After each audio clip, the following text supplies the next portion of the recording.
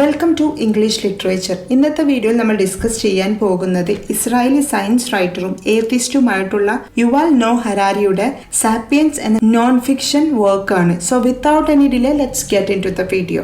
Early homo sapiens മുതൽ ഇന്നുവരെയുള്ള മനുഷ്യരുടെ ചരിത്രം എക്സ്പ്ലോർ ചെയ്യുന്ന പുസ്തകമാണ് സാപ്പിയൻസ് എന്ന് പറയുന്നത്. മനുഷ്യർ എങ്ങനെ പരിണമിച്ചു, സമൂഹം വികസിപ്പിച്ചു, ഭൂമിയിലെ ഡോമിനന്റ് സ്പീഷീസ് ആയി എന്നുള്ള കാര്യങ്ങളാണ് ഈ പുസ്തകത്തിൽ ചർച്ച ചെയ്യുന്നത്. ഇനി നോളജ് ഈസ് പവർ എന്ന ചാപ്റ്ററിലോട്ട് വരുമ്പോൾ നോളജും പവറും തമ്മിലുള്ള ബന്ധത്തെയും ശാസ്ത്ര പുരോഗതിയെക്കുറിച്ചുമാണ് ഇവിടെ ഡിസ്കസ് ചെയ്യുന്നത്. ഏകദേശം 500 വർഷങ്ങൾക്ക് മുമ്പ് ആരംഭിച്ച ശാസ്ത്ര വിപ്ലവം മനുഷ്യർ അറിവിനെ വീക്ഷിക്കുന്ന രീതിയെ മാറ്റിമറിച്ചിരിക്കുന്നു. റിലീജിയസും ഫിലോസഫിക്കലുമായിട്ടുള്ള വിശ്വാസങ്ങളെ മാത്രം ആശ്രയിക്കുന്നതിന് പകരം തെളിവുകൾ നേടാനും ആശയങ്ങളെ ചോദ്യം ചെയ്യാനും തുടങ്ങി. പിന്നീട് ഇങ്ങനെയുള്ള മനുഷ്യരിലെ മാറ്റം വലിയ വലിയ സയന്റിഫിക് ഡിസ്കവറിയിലോട്ട് നയിക്കുകയും ചെയ്തു. സ്റ്റീം എഞ്ചിന്റെ discovery, electricity, improvement in production and transportation എന്നിവയൊക്കെയാണ് സയന്റിഫിക് ഡെവലപ്മെന്റിന് എക്സാമ്പിൾ ആയിട്ട് ഹരാരി ചൂണ്ടിക്കാട്ടുന്നത്.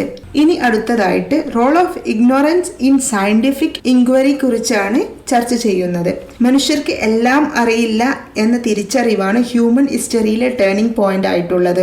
റിലീജിയസ് ടെസ്റ്റുകളിൽ നിന്നുള്ള കേവലം സത്യങ്ങളിൽ വിശ്വസിച്ചിരുന്ന മുൻകാല മനുഷ്യരിൽ നിന്ന് വ്യത്യസ്തമായാണ് ആധുനിക ശാസ്ത്രം നിലകൊണ്ടിരിക്കുന്നത്.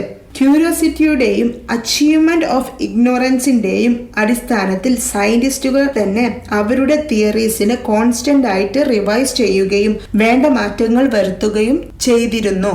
അതിനുള്ള എക്സാമ്പിൾ ആയിട്ട് അദ്ദേഹം പറയുന്നത് നിക്കോളസ് കോപ്പർനിക്കസും ഗലീലിയോക്കും മുന്നേ ഭൂമി പ്രപഞ്ചത്തിന്റെ കേന്ദ്രമായിരുന്നു എന്നായിരുന്നു വിശ്വസിച്ചിരുന്നത്.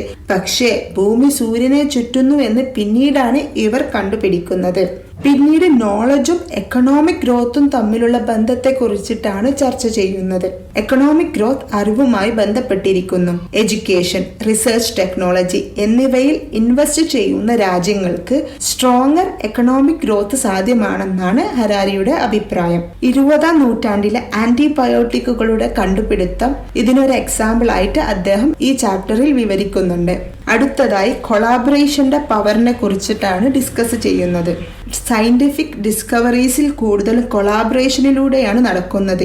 എന്നാൽ അപൂർവമായി ഒറ്റക്ക് നടത്തുന്ന ഡിസ്കവറീസും ഉണ്ട്. മോഡേൺ ഡിസ്കവറീസ് റിസർച്ച് ഇൻസ്റ്റിറ്റ്യൂഷന്റെ കോർപ്പറേഷനെയും ഗവൺമെന്റിനെയും ആശ്രയിച്ചിരിക്കുന്നു. ഈ കൂട്ടായ സമീപനം അറിവ് അതിവേഗം വളരാൻ സഹായകരമാണെന്നാണ് ഹരാരിയുടെ അഭിപ്രായം. ഹ്യൂമൻ ജിനോം പ്രൊജക്റ്റിൽ വിവിധ രാജ്യങ്ങളിൽ നിന്നുള്ള ശാസ്ത്രജ്ഞർ മനുഷ്യരുടെ DNA മാപ്പ് ചെയ്യുന്നതിൽ ഒരുമിച്ച് പ്രവർത്തിച്ചിരുന്നു. ഇത് അതിവേഗം റിസൾട്ട് നൽകുകയും മെഡിക്കൽ അഡ്വാൻസ്മെന്റിന് സഹായിക്കുകയും ചെയ്തു എന്നാണ് ഇവിടെ എക്സാമ്പിൾ ആയിട്ട് ഹരാരി പറയുന്നത്. ഇനി നോളജിന്റെ സവിശേഷതകൾ വിവരിക്കുന്നതിനോടൊപ്പം അതിന്റെ അപകടങ്ങളെ കുറിച്ചും നമുക്ക് മുന്നറിയിപ്പ് നൽകുന്നുണ്ട്. നിയന്ത്രണത്തിനും ആധിപത്യത്തിനും വേണ്ടി അറിവിനെ ഉപയോഗിച്ചിരുന്നു എന്ന് മുന്നറിയിപ്പ് നൽകുകയാണ് ഹരാരി. ദുർബലരെ ചൂഷണം ചെയ്യാനും കൊളോണലൈസ് ചെയ്യാനും അറിവിനെ പണ്ട് ഉപയോഗിച്ചിരുന്നു. കപ്പൽ നിർമ്മാണം, ആയുധങ്ങൾ, നാവിഗേഷൻ എന്നിവയുടെ പുരോഗതി യൂറോപ്യൻ കൊളോണലൈസേഷന് പ്രചോദനമായിരുന്നു. ഇത് മറ്റു രാജ്യങ്ങളിൽ ആധിപത്യം സ്ഥാപിക്കാൻ അവരെ അനുവദിച്ചിരുന്നു. അതുപോലെ നോളജ് മനുഷ്യർക്ക് ശക്തി നൽകിയെങ്കിലും എത്തിക്കൽ കൺസേണിനെ കുറിച്ച് ചോദ്യങ്ങൾ എന്നും ഉയർന്നിരുന്നു.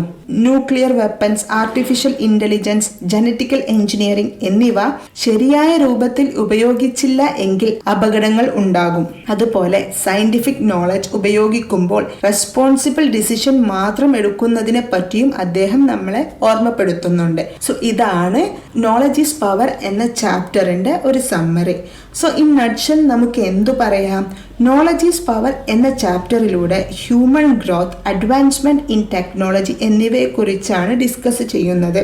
സയൻസിന്റെ മികവുകൾ മാത്രമല്ല അതിന്റെ അപകട വശങ്ങളെ കുറിച്ചിട്ടും അദ്ദേഹം നമുക്ക് പറഞ്ഞു തരുന്നുണ്ട്. മനുഷ്യർക്ക് മികച്ച ഭാവി നൽകണമെങ്കിൽ എത്തിക്കൽ വാല്യൂസ് നഷ്ടമാകാത്ത വിധം ടെക്നോളജിയെ സമീപിക്കണം എന്ന് വായനക്കാരെ ബോധ്യമാക്കിക്കൊണ്ടാണ് ഈ ചാപ്റ്റർ അവസാനിക്കുന്നത്. നിങ്ങൾക്ക് ഈ ചാപ്റ്ററിനെ കുറിച്ചിട്ട് ഒരു ഐഡിയ ലഭിച്ചിട്ടുണ്ടാവും എന്ന് ഞാൻ വിശ്വസിക്കുകയാണ്. So if you think today's video was informative, please consider supporting and thank you for watching.